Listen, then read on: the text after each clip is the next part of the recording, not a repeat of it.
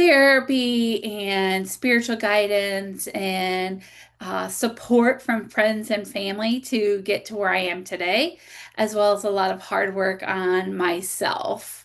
And so I experienced childhood sexual assault and rape between the ages of 3 and 9, but did not really understand what that meant until I was in my late 20s. I just assumed this was something that was normal, that everybody experienced in their homes and things. And then at the age of 16, I attempted to take my life as a lot of things were bubbling up within me, a lot of family dysfunction, of parental abandonment, you name it. I kind of experienced it or a piece of it. And then, with lots of prayer and spiritual guidance and things from friends and people I got to know, I really took on that role of this is something that happened to me. This does not define me. And that, came because a very good friend finally asked me, like, when are you going to stop being a victim? And that was not something I was very happy to hear from him. But, I was living that victimhood lifestyle, and it was very uh, self destructive. And so once I took that on, and my life trajectory has just gone skyrocketed since then. So, yeah. Thank you for sharing that. You mentioned it was childhood sexual abuse, Mhm. childhood trauma. Looking back, what are some of what when that was occurring and when that was happening, what are some of the thoughts that you were experiencing or even some of the feelings? I remember feeling the in the gut that this didn't feel right. It was very scary. I was a child. But at the same time, the perpetrator, who was my mother's live-in boyfriend at the time, threatened me and, said if I told anybody, I would not be believed. He would kill my family, even to the point where he showed me a gun. And so, as a young child, I believed him.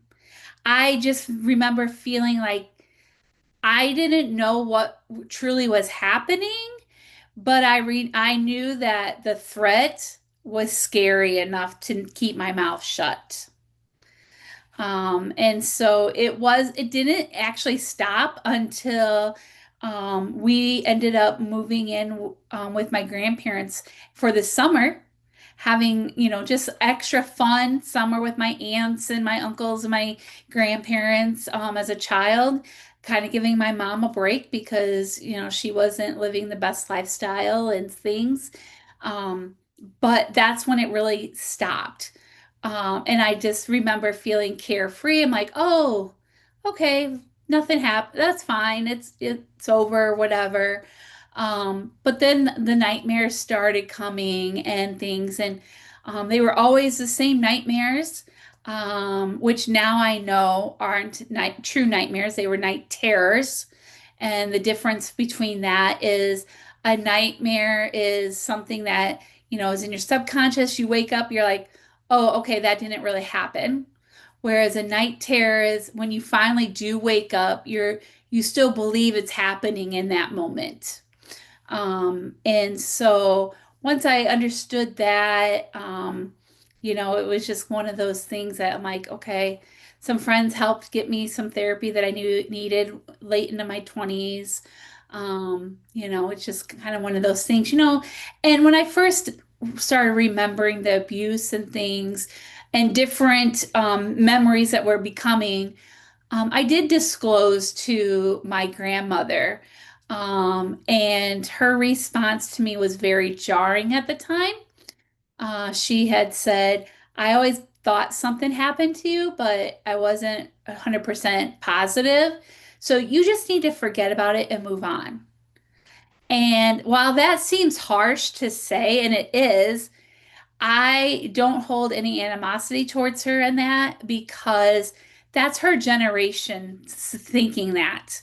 They didn't talk about abuse and trauma like we do today, or even mental health like we do today.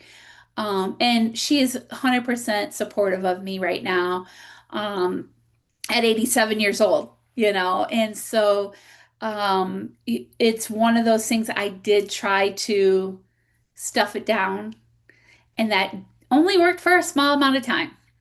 And then you have to eventually deal with it.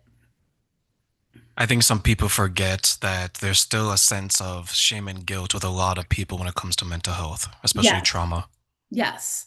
And if we're being truly honest, a lot of our mental health issues comes from some form of trauma. And trauma looks different for each person. There is no cookie cutter of trauma. Even if you have two people who are sitting next to each other and have both been abused sexually as a child, they're still different. The circumstances may be different, the outcomes are different, all of that, but they still struggle with, maybe it's alcoholism, maybe it's depression, maybe it's, suicide ideations, whatever it may be. It all stems from their individual trauma to a certain degree. When you went through the traumatic experience at that age and as you got older, um, you're still being impacted by that. How did that traumatic experience or experiences show up in your adult life? Let's say in your friendships, your relationships, whether romantic or even at work or in Yeah. everyday life. How was it showing up for you? That's a great question because it does show up, whether we want to admit it or not. For me, it was showing up in my trust of other people. I had a very difficult time trusting anybody, male, female, it didn't matter. And it took a long time for me to, through therapy, through learning different tools, and for kind of testing the waters, if you will. I would trust people with little things and see how they handled that. Then I'd move on to bigger things and stuff like that. One of the other things that I have come to realize is the older I got, the and more independent I got, the more I was seeing I was actually making poor choices and decisions that were more like decisions that teenagers would be making because I did not learn how to grow and develop in the ways that most children do. I mean my innocence was stripped of me for at such a young age. I didn't, I didn't know what good decision making looked like. And so as I grew, my development stages were behind. And now they're finally catching up as I'm 48 years old and now I'm more like an adult than I was when I was 27 years old, if that makes sense. Would that mean then past trauma could keep people trapped in that state of mind, let's say in their teenagers, 20s, and so on? It can, absolutely, without even you realizing it, because our bodies grow and we are living adult lives with jobs and bills and homes and things, but our decision process and discernment in that whole decision making may be immature. And until they recognize that, or somebody points that out to them, or they're even ready to deal with the trauma, that's going to stay on a lower level. Now, if somebody is ready to deal with their trauma, they absolutely can make leaps and bounds to grow into that. And, some people may not even recognize, like, if you're talking to me, you may not have even recognized, that I was in my adolescent years of my decision-making processes or my maturity level. Because society, you have to be that adult. I had my own place. I have my own car, my own job, those things. So on the outside, I looked like I was a functioning adult to most people. But unless you like really understood me, understood my background, those types of things, then you would know, oh, okay, she's acting like she's a 17-year-old as opposed to, and it's even, I've noticed it in jobs, even my responses to my bosses and things asking me to do different things, was like, oh, I can't believe they're doing that, but like as a teenager would be doing, if that makes sense. It does because I'm looking at, let's say, some examples that I've come across in my life where someone had abandonment issues Hmm. as a child, right? So they always wanted to look towards someone to be around, and if they get a sense that that person's leaving, they may grab onto them like a child, right? Like a child grabs onto adults like, Yep. don't leave, daddy, mommy, don't leave, right? But they're doing that not necessarily verbally, but emotionally, right? Oh, Yep. don't leave me, I'll give you sex, or don't leave me, I'll give you money. Similar to a child because their state of mind is stuck in that time period where they always wanted the person to stay, Yep. but the person always left. Or it could be the flip side of that, where they push somebody away before they get a chance to leave them. Okay, the You know? avoidant Yep. style. Yeah. I'm gonna hurt you before you can hurt me, type of thing. So it could be both. That's interesting because if someone is going through that, then because it's from a traumatic experience, let's say they were sexually abused, right? So now they keep people at arm's length because they don't want to be in a position to do so. Hmm. How can then they navigate their lives to realize that not everyone is going to treat them like this other person who traumatized them did? Hmm. Yeah, that's a great question. And, if I can only speak from my own experience because that's what I did. I kept people at arm's length for a long time. And then I flipped and I, like clung to all those relationships because I didn't want them to leave. So I had both sides, but it wasn't until I had an experience where I was sleeping with a butcher knife under my pillow, where I was sleeping with my shoes on. I was double, triple, quadruple checking locks on my doors. I wouldn't go outside after dark. Here I am in my late 20s, early 30s doing these things. Um, and I was at a friend's house and who happened to be a doctor who had gone around the country giving talks on abuse. He and his wife knew my story. And he finally said to me, "You need therapy, and I know exactly where to send you." And I was like, "No, I'm not going." Like a teenager, I'm not doing it because you tell me I need it, blah blah. And I finally caved and I went and had the most horrific experience. And I told him I was never going back. And he's like, "Yes, you are." Like he was definitely being that parental figure, like you are because I said you are. But he was doing it because he loved me as his daughter. And he got me into a therapist that I tested for 6 months. Like I would go, I never said a word, but she never left. She just received me where I was at until I finally just opened up. And the tools that she gave me to process my abuse and my trauma and my parental abandonment is what I lean on still to this day when things come up. Things like, setting healthy boundaries for myself, which can be very difficult and even more so sticking to them. Um, but things like journaling every day, just taking care of myself and whatever that looks like and not feeling guilty.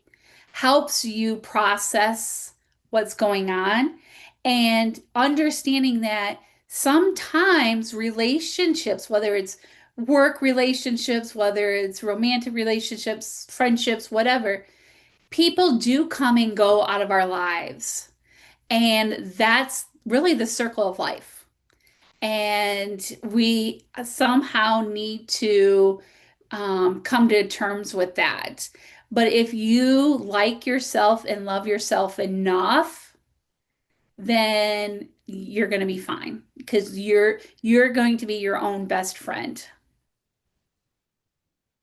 For yourself and for what you just shared, your experiences and the experience that maybe I've gone through or so many others, what are some of the ways that you have seen it affect the way that you view you and the way that you view other people? Well, for myself, it took me a long time to get to a point where I was okay with being alone by myself. I would always have to be, I could never, whether I had apartments and things that I really enjoyed and I loved, I could never stay home. I was always on the go, filling my time with whatever it could be, whether it was working extra hours, going to friends' houses, going shopping, like whatever. Um, and it wasn't until I was in a position where I recently, within the last year and a half, moved 13 and a half hours away from all of my friends and family for a job and finally got to the point I'm like, you know what? I love not going anywhere. I love myself. I love just who I am and what I represent. And then honestly, my faith has really played a huge part in that and realizing, you know what? Joe Schmo down the street may not like me, may not love me, but God loves me and I'm his beloved daughter. And just coming to that realization and understanding and feeling that has really helped me along that path. Oh, yeah, there's nothing better than self-love. Right?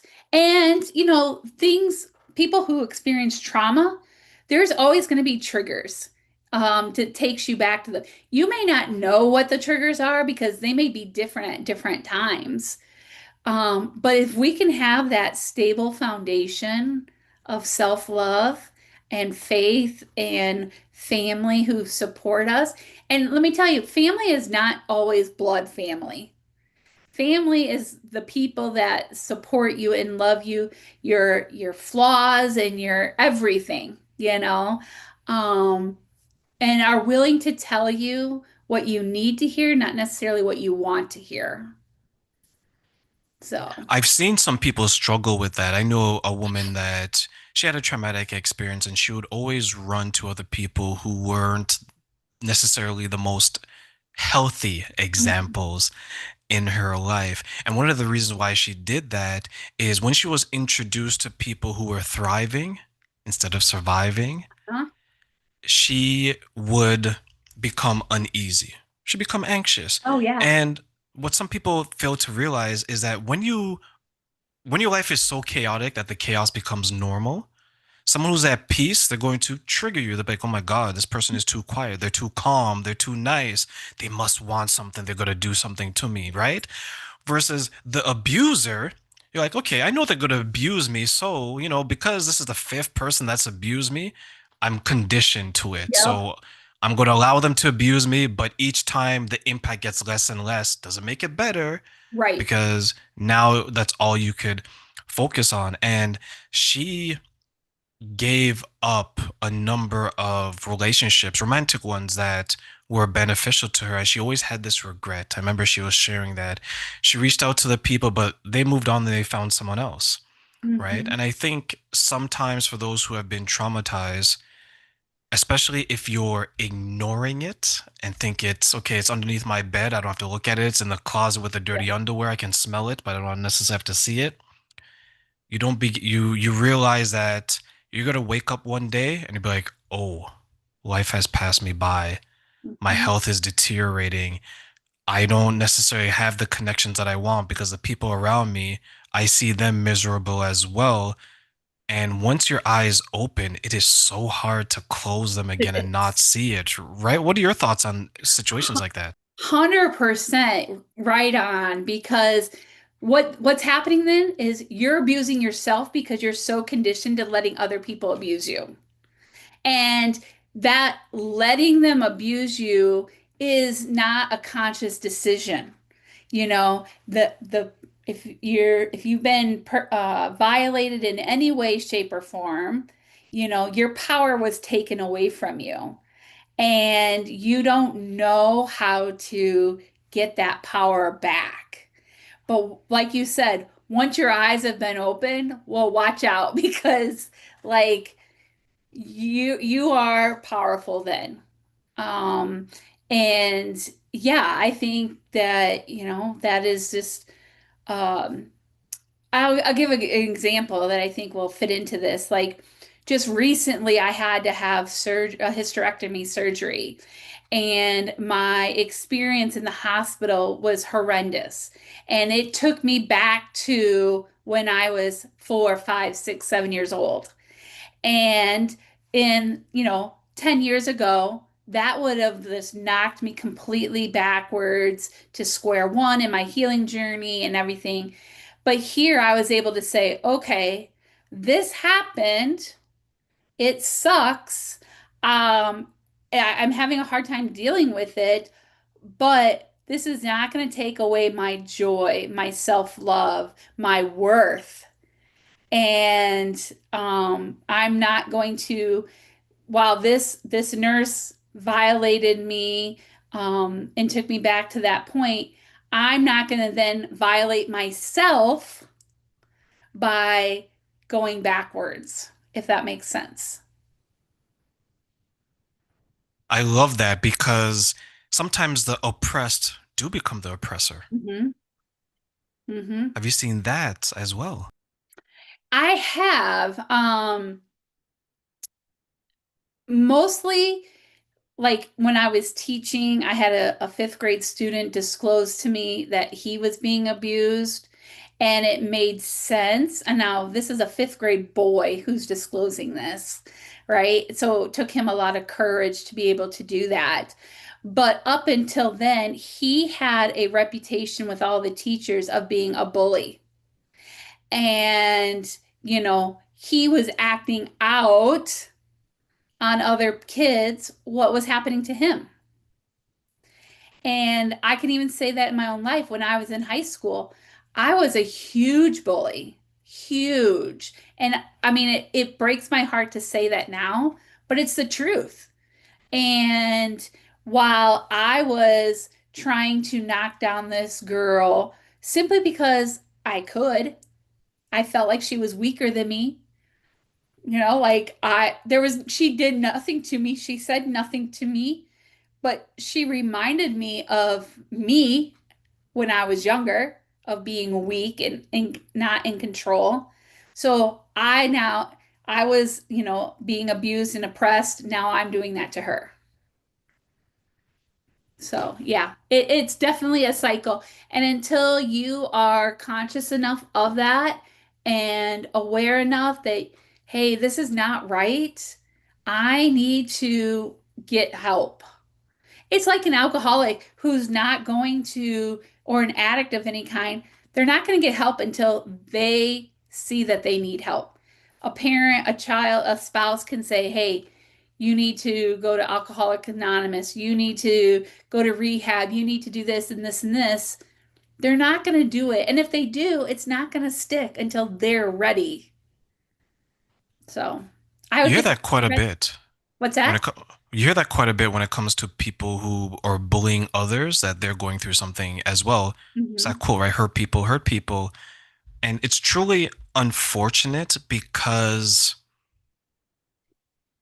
sometimes some people who are doing the hurt, they're being insulated by others and they don't realize what is going on until maybe you make it close to home. So, for example, let's say a woman is bullying someone and then that person has kids, like, well, would you want your daughter or your son to experience what you're doing to other people? And they're like, no, no, no, I would never want that for my children. I'm like, well, that's someone's child that you're doing that to, Mhm. right? I remember seeing a group of people telling this girl that you can't sit with us. You have to go sit over there. And this was an outing. And this was my first impression of this group. And I looked and I was like, this sounds like something out of the movie Mean Girls, Yeah. right? Where you're telling someone who is a part of the group function who's saying that, no, you can't sit with us, right? And I share with people there's a time in history that people of a certain color or sex couldn't sit with other people. Hmm. And I don't think people grasp how sometimes it's just a cycle, just Yeah. maybe just wrapped in a different way. And when it comes to trauma, many times, especially of the sexual kind, it's I have this power over someone. I have this dominance over someone. Like how many times through our history as people that sexual abuse has been a way to control someone, to show your dominance over someone, to maybe invalidate that person. Hmm. When it came to you doing your healing journey and the self-awareness, what was your biggest first step in that direction? I think my biggest first step was to continue going to therapy, even though I wasn't saying anything. So for example, like I had that first experience that was horrible, and then I agreed to go one more time to somebody else, and I was testing her. Like, if I come every week and don't say anything, is she finally going to give up on me? And she didn't give up on me. And then it was like that 6 month mark, I like was vomit of the mouth and just kind of did it, and shared. But then one of the exercises that she had me do was literally write out my entire story and all the details that I could remember. And then she made me read it to her. Like I was like, okay, I'll write this out, blah, blah, blah. I'll take it and then I'll give it to her to read. And she's like, no, I want you to read this out loud to me. And I was like, oh crap, I can't do that. Like the dam is going to break if I literally say these words out loud. And the fact that she made me say those out loud, I really truly believe was that first step towards healing. And then the next step was she wanted me to share that story with my inner circle of friends who knew that I had suffered abuse and parental abandonment, but did not know the details, the like intimate, disgusting details of that. And I was like, absolutely not, because I don't want them to have these images in their head about me and then turn around and say, you're too much. We can't handle being friends with you. You know, that was a huge fear. And one of the best pieces of advice that she gave me was don't just say, here, read this. You need to ask them permission to give it to them. And if they say yes, then how they react is on them, not on you. And I will tell you, of the 8 or 10 people that I shared the very intimate details of my abuse with, not one single one of them walked away from me. In fact, they embraced me even more, with love and friendship and support.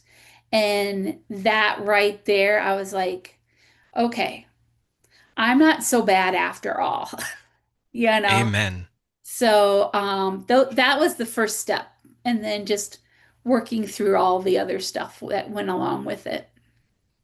You mentioned when the biggest first step was you going to therapy, even if you weren't saying anything. Did you feel worthy of the help that you were receiving? Absolutely not. I had zero self-worth, even though I had people in my life telling me that I was loved and that I was worthy. I had zero self-worth.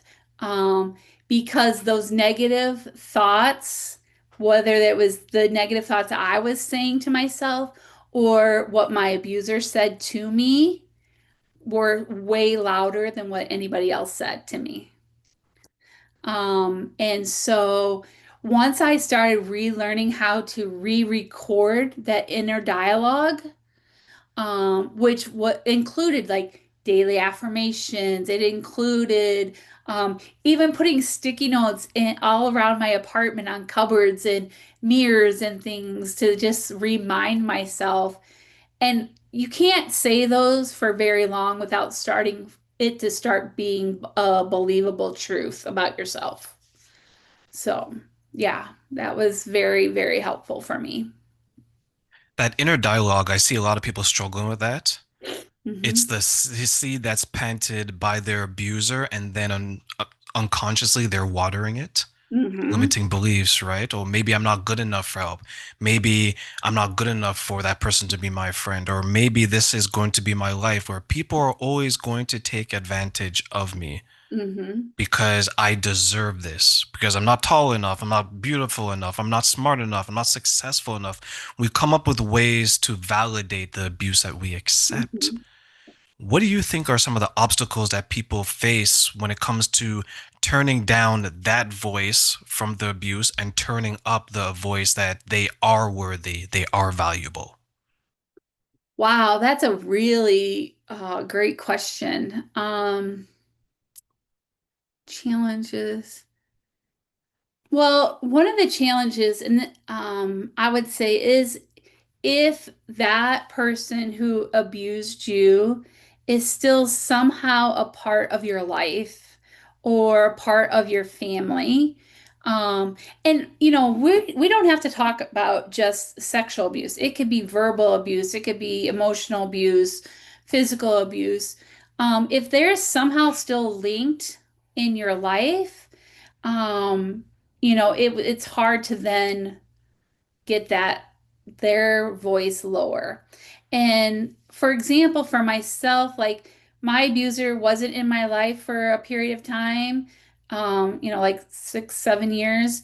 And then my mother started dating him again. And just knowing that they were together again. And this was before I even realized what was happening within myself, in my soul, and in my body, and the physical reactions I was having to him. Um, it was like I was 3 years old again. And so I just think that that can be one of the biggest challenges is if they're still a part of it. If they're not still a part of your life in any way, shape, or form, um, I just think it takes a lot of hard work and a lot of inner healing to be able to quiet that voice down. And it can take 10, 15, 20 years. I mean, I've met people who were in their 70s and 80s who were abused and never told anybody until then, and like then looking back over the course of their life and all the things that transpired, like they now can see how that abuse has affected them. Like So, if the abuser's in the home and they're living yeah. there. Yeah. Even, for example, if it's a parent who is physically abusive and emotionally abusive to the spouse, and I don't want to say that this is the norm, and this is very much stereotyping, but if it's the male, the father who's abusing the mother or and the children, like for the children, there's still that sense of loyalty. Like, this is my dad or this is my mom. I want to be, I want to love them and protect them. And, I must have done something. And even they graduate high school, they move out, but the parents are still together and they come home for a holiday and that cycle continues, like that's really hard to break. And I think that's where learning healthy boundaries, safe boundaries, can be very important but yet very difficult to hold true to. And I know that for myself, like I've had to set boundaries where like I defriended every family member off of my Facebook page for a long time. And that wrecked some relationships. And now that I'm healthier and I'm in a spot where like, okay, we can be friends on Facebook or whatever, some of them won't refriend me or accept. And you know what? That's okay. At first it hurt because they didn't understand why I was doing that. But you know what? They're setting their boundaries, and you know what? That's okay. Um, don't go home a lot, because, some of that takes me back to the chaos of childhood when I'm with certain family members. Not all, but with certain ones. And that I just have to remind myself, like, okay, this is who I am. I'm not going to lose myself. I might for an hour, and that's okay. And not getting down on myself for that, but then going back into my space where I know who I truly am. I call that the abuser's playbook, the three L's: love, loyalty, and loneliness. Yes, I love that. Right? Because Love they that. weaponize it, right? Like the love of a parent, the love of a partner, the loyalty of a parent to a Hmm. family member, right? And the loneliness. If I leave my abuser, no one's gonna want me because maybe I have kids, maybe I'm broken down. Who's gonna want a man that has all of this trauma? Yeah. Or I can't get a job because so and so has controlled all my finances, or, though I don't have a car, I can't drive, or I don't have experience for a job because no one's going to hire somebody without experience. All those things. It's literally out of the movies. Have you seen people stay or experience in general people staying because the shift in lifestyle is something they're not willing to accept? So they stay with the abuser because they've gotten accustomed to the lifestyle, the house, the car, and so on. You know what? I personally have not. Um, And I think a lot of that has been because I have chosen to surround myself with good, wholesome people. Now, I say that, but no one ever knows what happens behind closed doors, right? At somebody else's home. But the people that have surrounded myself with, I have spent considerable amounts of time in their homes, over long periods. So I'd hate to say that anybody that is in my inner circle has experienced that. That's not to say that those cultural shifts don't happen, because I know they do. You know, I would be very remiss to say, oh no, that doesn't happen. My situation's unique. No, as much as I think I'm special, I'm not that special. Um, when you just look at statistics that 1 in 4 girls, 1 in 6 boys are sexually abused by the time they're 18, and 90% of them know who their abuser is. And in the United States, every 9 minutes, a child is being abused. So while I would like to say I'm special, I'm not. So, but back to your original question. Yeah, fortunately for me, I have not had that experience. But I do know that that can happen. Aaron's Law. Yes. What is Aaron's Law for those who may not know, and what would you like to share about it? Aaron's Law is a law that is very sad and unfortunate that we even have to have. But when as I'm a former educator, I taught for 15 years. Um, we teach DARE, we teach fire safety, we teach even intruder safety nowadays. But no one teaches children, or hasn't taught children up until now, safe touch, safe secrets, unsafe secrets. Erin Marin from Illinois was abused by her neighbor's uncle and then later by her own cousin. And it wasn't until later on that when her sister said, so and so is disgusting, Erin knew immediately that her sister was also being abused. And so they finally came and they spoke to their parents. Their parents believed them immediately, went to the authorities, and then through school, Erin struggled in math and other subjects and things. She had teachers who told her she was never going to amount to anything. She would barely get into college. And here she has gone on to not only go to college, she got her master's degree and now has this law that she is on a mission to get passed in every state in the country and then take it worldwide to teach free curriculum to students in K through 12th grade in the public schools about safe secrets, unsafe secrets, safe touch, unsafe touch. So, for example, a safe secret would be, oh, we're going to have a surprise birthday party. An unsafe secret would be, don't tell your parents because they won't believe you. And so, this one thing I want to make extremely clear, this is not sex education. That is what a lot of people have a misconception about. It is not. This is about teaching children to find their voice to speak up when they are being hurt. And right now, Erin has passed it in 38 states. Um, She's passed it in Canada and one of the provinces there. She has passed it in one of the smaller places in Africa. Um, she's gone to Australia to talk about it and everything. And I am pairing with her. I've written a children's book called Ellie Finds Her Brave Voice that is about a little girl learning Erin's Law in the school and then finds her voice to speak up that she is being hurt. It does not go into any explicit details. It just leaves that reference there.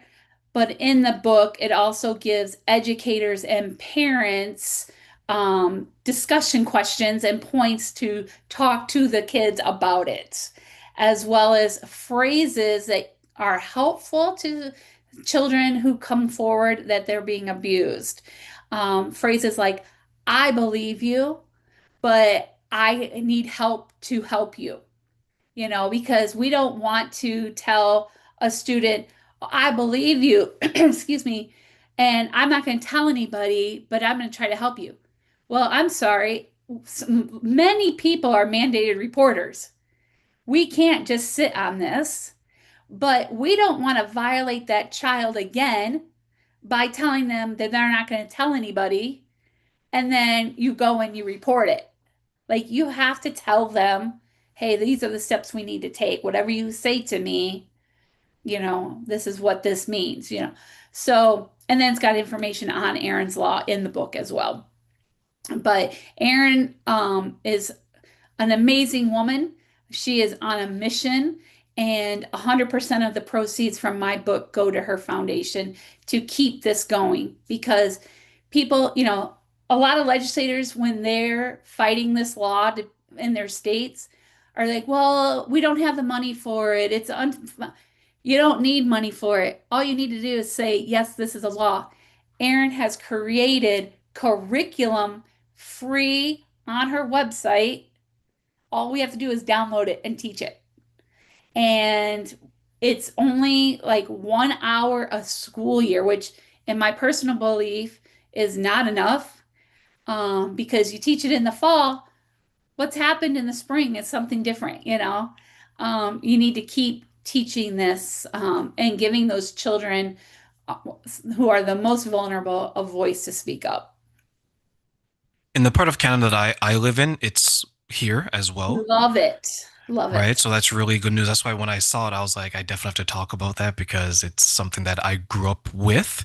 Nice. Um, sorry, I shouldn't say I grew up with, something I've come to know. Uh-huh. Um, I would say it's very needed because you and I don't look too far apart in age, but children these days are definitely more sexually active at a 100%. younger age. So I could just imagine my sexual experience was both was consented. It was awkward as hell.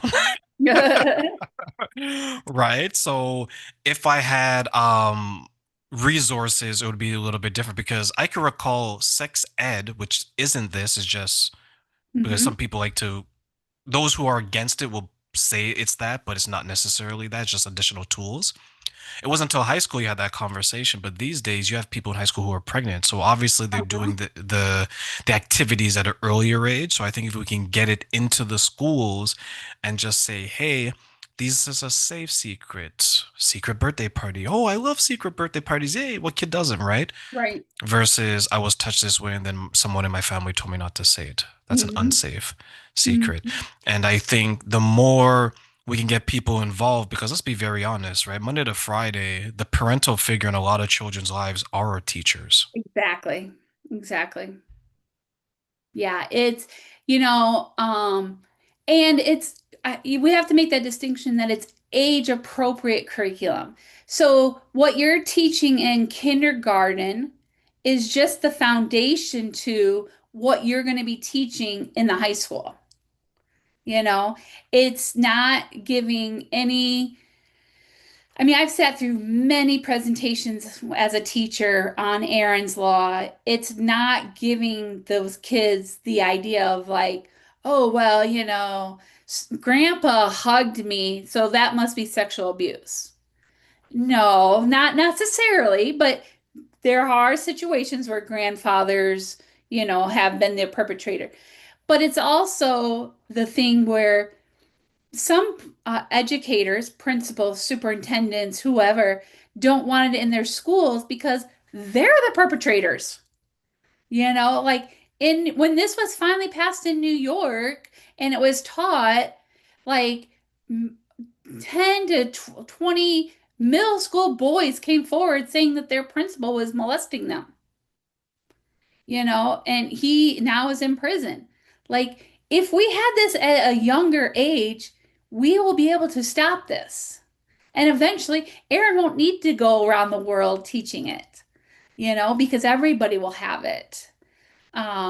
But yeah, I think, and then, like you said, children are having sexual encounters at a much younger age. Like, when there's that balance of like consent to like I'm okay with doing this but not going this far. Well, then one of the partners was like, no, you said this, so let's go. Well, then that's abuse. That's rape. And so this then gives them that voice to speak up as well.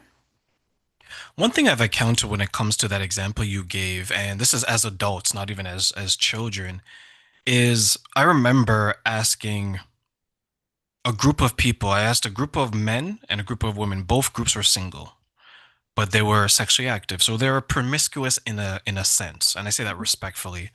Um, I just asked them, okay, when you have sex, without getting into any specific details, what are some of the things that you do, things like that? Okay, I do it this way, this way. I was like, okay. And then I asked the men who answered. I was like, if that was done to you, would you like it? They're like, oh no, I wouldn't. Well, some of them said they wouldn't want to do that. I was like, well, Mm-hmm. that could be classified as abuse, right? 100%. But 100%. some people don't think of that way. Then I asked the women, now I was like, okay, some of the things that you do to the men that you're involved with, right? Would you want that done to yourself? And some of them said no. I was like, well, that could be classified as this. And I think some of the struggles that people have is that maybe some people, because no one told them that it's abuse, they thought it was all right.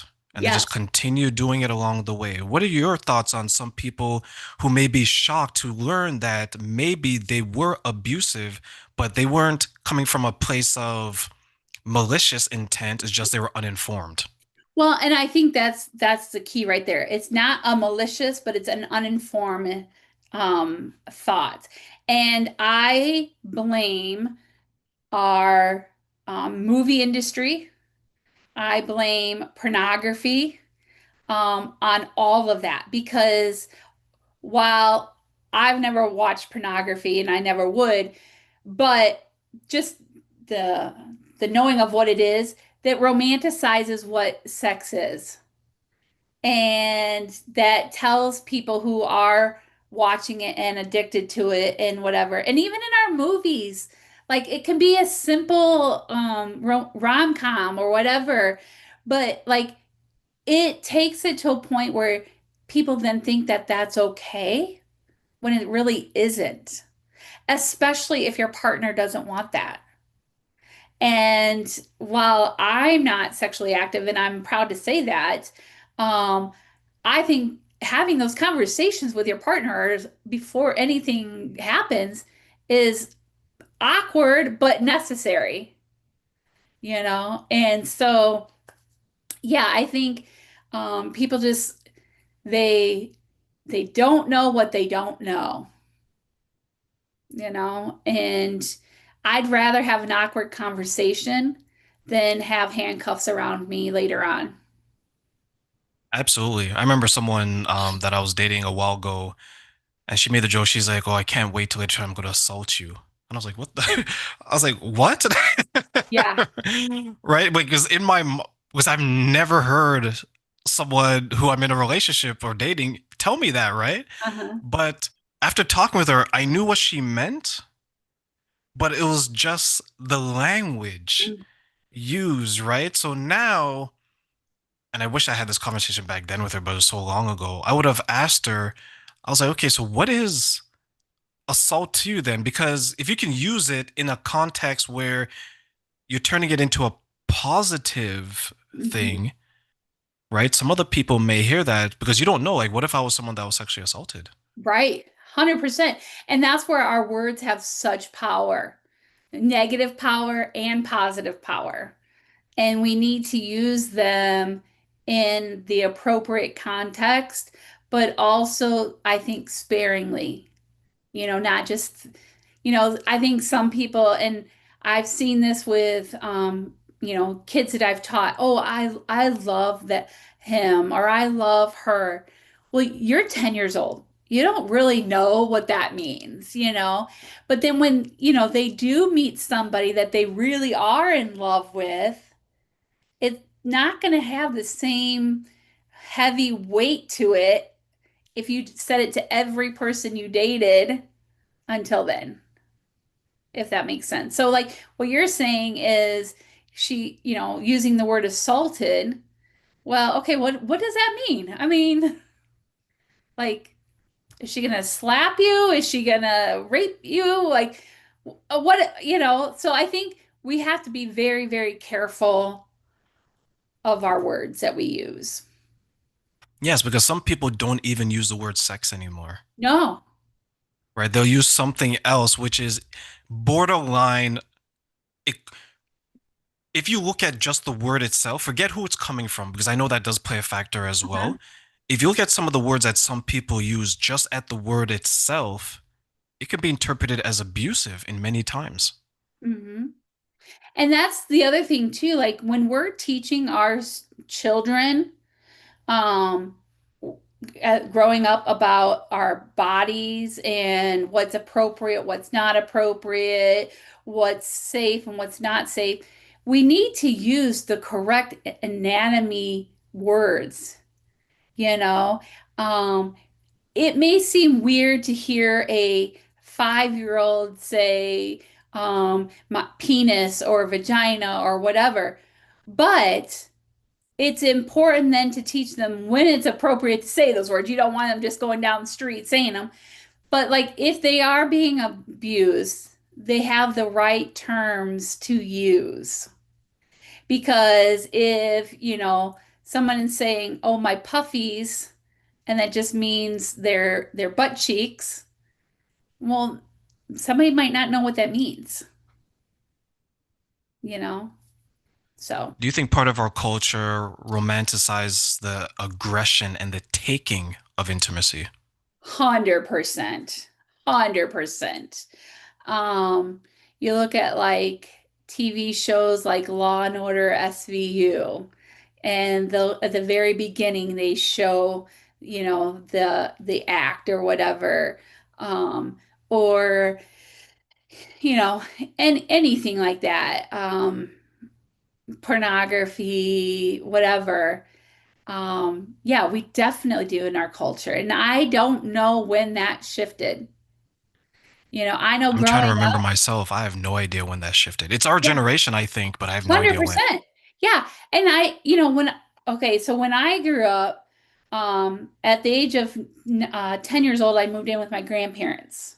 I lived with my grandmother until I was 21. She never once had to talk with me.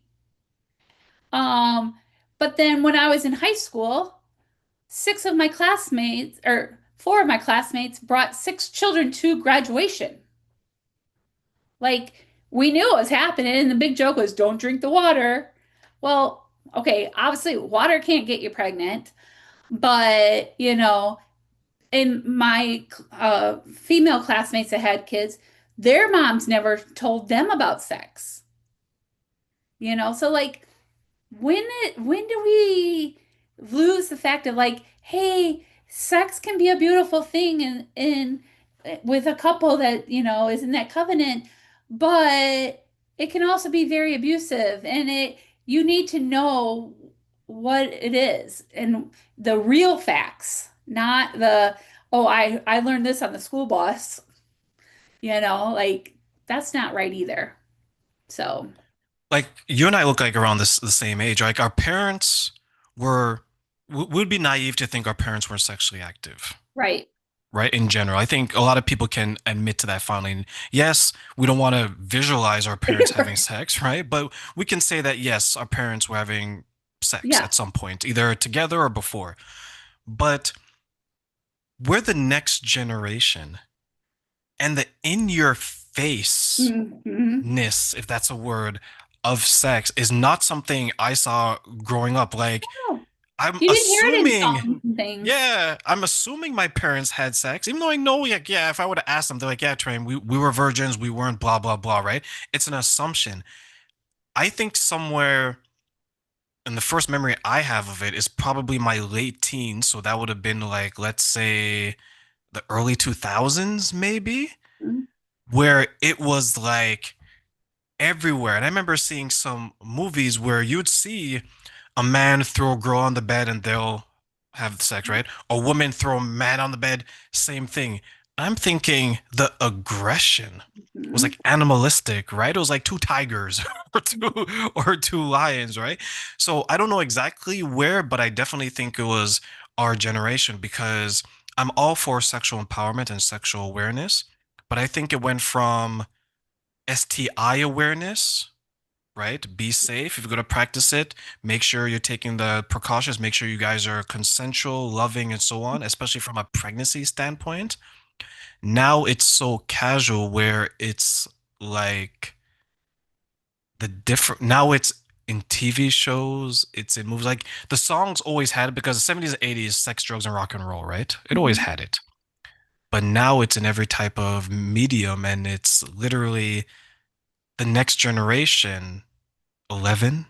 10, and these are things that is unheard of. And what role do you then think that we would have to play maybe as potential parents or our community would have to play with this next generation who's getting the information even at a younger age and who are definitely more active than we were?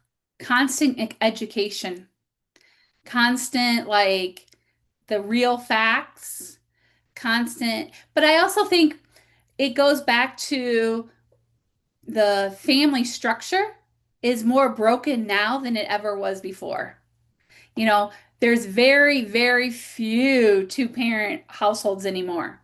And if there is, it's maybe a mom and her kids, and then a dad and his kids, or vice versa, or, but there's very few, uh, like my sister and her husband have been married for over 25 years.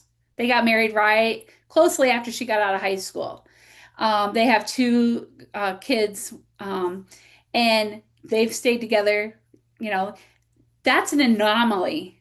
Like, they've never been married to anybody else, all that. Um, so I think that in our generation, it became normalized to like have multiple partners and multiple marriages and things like that. Um, and so I think we need to get back to that. Like recently, I've gotten into watching Family Ties, which was a TV show when I was a kid, the Cosby Show, and all those. Those were wholesome television shows that did have situations that were life situations, but how did they, as a family, resolve it? Well, now we don't have that family unit that's intact. And so, we have single parent homes that they're trying to do the best that they can, but the kids are left to their own devices. And I don't mean computer and phone devices. I just mean left on their own to figure things out. Um, and then, we have that instant gratification of the internet. It's in our hands with our phones. Our kids have phones. When I was teaching, I had kindergartner and first graders with cell phones. Hell no. Like, and what planet is a 6 and 7-year-old going to be by themselves without an adult, without an older sibling that could help, whatever they need? No, we don't need it you know um and so I just think that, yeah, we need to get back to the true values and get back to wholesome values and education. Let me ask you in regards to that, Kimberly. I want to ask you one final question, just Yeah. because that's a beautiful thing that you just said. I want to give you three wishes for this question. What are three things you wish people knew about the benefits of that strong community and why? I wish they um oh wow, that's a hard question. Three wish- I wish they understood the value of sitting around the dinner table as a family eating dinner, because that is where things are discussed, whether it's things that have happened during the day, whether it's things that are happening within the family.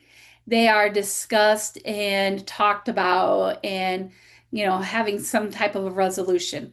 That was one of the things I loved when I lived with my grandparents, is that every night we had dinner together as a family. Um, I wish that we had more wholesome television shows. I'm really into the series One Calls the Heart. And again, that's set back into the early settler days. But again, it's wholesome family television, where they are dealing with, grief and trauma and friendships and things like that. But how do you resolve those, in a positive way? Um, and then I wish, people just um, had more of a faith that they could see how having any kind of a faith journey, spirituality, can help them navigate all of the things of this world. Um, and I don't know what your faith tradition is, if you have one or not.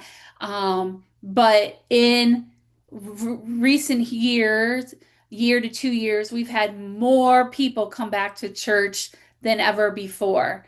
And so, like, there's something to that. Like, people are hungry for something bigger than themselves.